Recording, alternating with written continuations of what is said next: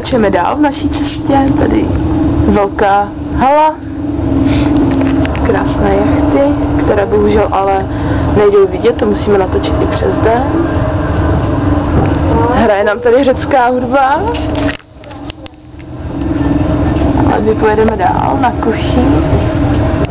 A z Koší pojedeme zpátky tady do Mariny. Projíždíka vláčkem. No.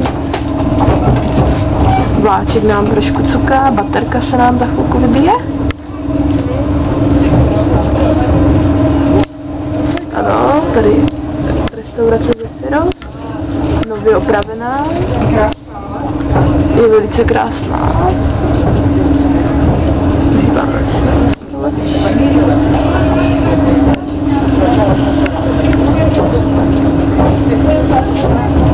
Ano, supermarket.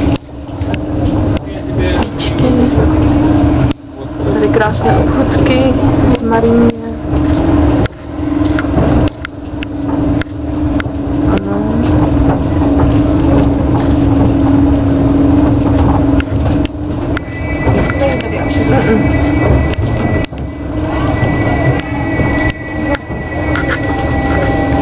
Ale je tady živo.